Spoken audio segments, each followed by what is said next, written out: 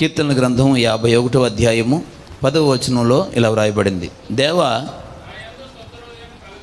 నా యందు శుద్ధ హృదయము కలుగు చేయము, నా అంతరంగములో స్థిరమైన మనస్సును నూతనముగా పుట్టించుము. ఇక్కడ భక్తుడైనటువంటి దావీదు దేవుని యొక్క సన్నిధానానికి వచ్చినప్పుడల్లా తన్ను తాను ప్రక్షాళన చేసుకునేటువంటి తత్వం దావీది. దావీదు ఎప్పుడు దేవుని మందిరానికి వచ్చినా దేవునితో కొంతసేపు తను సంభాషించేవాడు.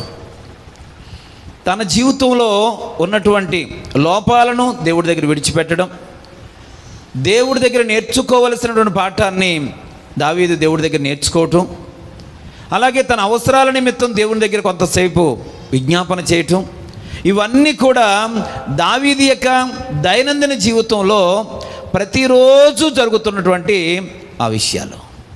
అందులో భాగంగా ఒకరోజు దావీదు మహారాజు దైవ సన్నిధికి వచ్చి దేవుడి దగ్గర ఇలా ప్రార్థన చేస్తూ ఉన్నాడు. నా అంతరంగములో స్థిరమైన మనస్సు నూతనముగా పుట్టించుము. ప్రియులారా, వాస్తవానికి మనం ఎవరూ ప్రార్థన చేసినా కానీ సంవత్సరాలు మారగానే దేవా నా కార్యాన్ని నూతనపరచు తండ్రి అని ప్రార్థన చేస్తాం. నూతనమైన కార్యాలు నేను సంవత్సరంలో చూడాలని ఆయన ప్రార్థన చేస్తూ ఉంటాం. ఈ నూతన సంవత్సరంలో నూతన కార్యాలు జరిగిస్తావని విశ్వాసంతో ఎదురు చూస్తున్నాను తండ్రి అంటాం. కానీ ప్రియులారా, ఇక్కడ దావీదు చేస్తున్న ప్రార్థన ఏంటంటే, నా అంతరంగంలో స్థిరమైన మనస్సు పుట్టించు. దేవునికి స్తోత్రం. ప్రతి వ్యక్తి యొక్క జీవితంలో మనస్సు అనేది స్థిరంగా ఉండాలి. ప్రతి వ్యక్తి యొక్క జీవితంలో విలువ తీసుకొచ్చేది స్థిరత్వం. స్థిరత్వం లేకుండా ఏ మనిషి కూడా ఈ సమాజంలో విలువను సంపాదించుకోలేడు. ప్రతి మనిషి విలువను సంపాదించుకోవాలి అని అంటే ప్రతి ఒక్కరూ కూడా ఏం చేయాలి? స్థిరత్వాన్ని కలిగి ఉండాలి. మనిషి స్థిరంగా ఉండాలని అంటే మనసు స్థిరంగా ఉండాలి. స్తోత్రం చెబుదామా? హల్లెలూయా. మనిషి స్థిరంగా ఉండాలంటే మనసు స్థిరంగా ఉండాలి. ఏ మనిషిలో మనసు స్థిరంగా ఉంటుందో ఆ మనిషి స్థిరంగా ఉంటాడు. ఏ మనిషిలో మనసు స్థిరంగా ఉండదో ఆ మనిషి చంచలం కలిగిన వాడిగా. పిల్లరా, ఏం చేస్తున్నాడో, ఎక్కడికి వెళుతున్నాడో, ఏం మాట్లాడుతున్నాడో అర్థం కాకుండా ఒక పనిని ప్రారంభిస్తాడు, దాన్ని ముగించడు. ఒక ప్రయాణాన్ని కొనసాగించే ప్రయత్నం చేస్తాడు, దాన్ని కడ వరకు తీసుకుని వెళ్ళడు. తన జీవితంలో అనేక సందర్భాల్లో ప్రతిదానికి కూడా అస్థిరం. ఒక మాట అంటాడు, ఆ మాట నిలబెట్టుకోలేడు.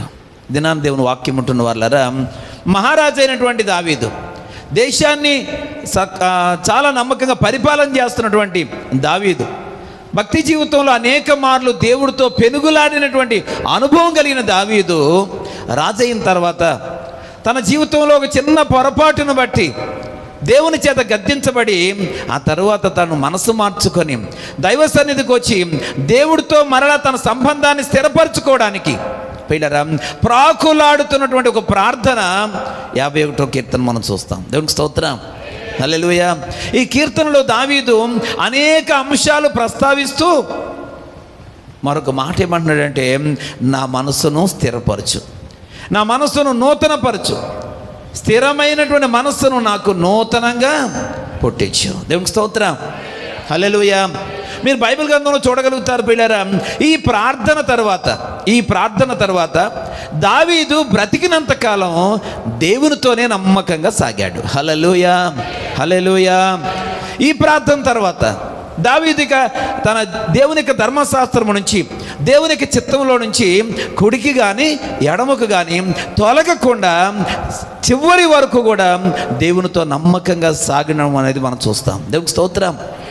ఈ ప్రార్థనకు ముందు కొంచెం పిల్లరా అటు ఇటుగా ఉన్నాడు, అటు ఇటుగా జీవించాడు, అటు ఇటుగా దావీదు కనబడతాడు పిల్లరా. కానీ ఇలాగూ ప్రార్థన చేసుకున్న తర్వాత తన జీవితాంతకాలం ప్రభు కొరకు నమ్మకంగా సాగాడు.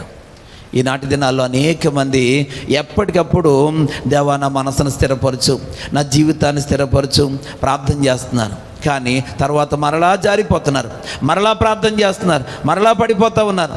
ప్రియమైన వాళ్ళారా, మనము దేవుడి దగ్గర ఒకసారి ప్రార్థన చేసినప్పుడు దానిని నిలబెట్టుకోవడం చాలా అవసరం. ఇక్కడ నన్ను నిలబెట్టు తండ్రి, లేక నన్ను స్థిరపరచు నాయన అని దావీదు ప్రార్థన చేయడం లేదు. నా మనస్సును స్థిరపరచు, స్థిరమైన మనస్సుని నాకు మరలా పుట్టించు అని దేవుడి సన్నిధిలో ప్రార్థన చేశాడు. దేవునికి స్తోత్రం. పిల్లరా, ఈరోజు మన అంతరంగంలో కూడా స్థిరమైన మనసు ఉండడం మనకి ఎంతో ఆశీర్వాదకరం. హల్లెలూయా, హల్లెలూయా. అది కూడా నూతనమైనటువంటి మనసు. నూతనమైన మనసు నూతనమైన నిర్ణయాలు తీసుకుంటుంది. నూతనమైన మనసు నూతనమైన విధానంలో కొనసాగుద్ది. ఈ 2024వ సంవత్సరంలో ప్రవేశించి కొన్ని దినాలు గడుపుతూ వచ్చిన మనం పిల్లరా, ఇప్పటికీ కూడా ఈ 2024వ సంవత్సరం అంతా కూడా నా భక్తి జీవితంలో నేను ఎలాగూ సాగాలి అనేటువంటి ఒక ఖచ్చితమైన నిర్ణయం లేని వారిగా చాలామంది ఉన్నారండి. ఈ 2024లో నీ ఆత్మీయ జీవితాన్ని అభివృద్ధి పరచుకోవడానికి, నీవు దేవుడితో సహవాసాన్ని స్థిరపరచుకోవడానికి నువ్వు ఎలా వెళ్ళాలనుకుంటున్నావు పిల్లరా అనేది ఇప్పటికీ కూడా సరైనటువంటి నిర్ణయం లేకుండానే ఉన్నారు. అందుకే పరిశుద్ధాత్మ దేవుడి దినాన్ని మనతో మాట్లాడుతున్నాడు. ఈ రోజైనా నీవు ఒక స్థిరమైన మనస్సును కలిగి ఉండాలి. దేవునికి స్తోత్రం. నీ జీవితంలో ఆ స్థిరమైన మనస్సు స్థిరమైన కార్యాలు జరగడానికి ప్రయోజనకరంగా ఉంటుంది.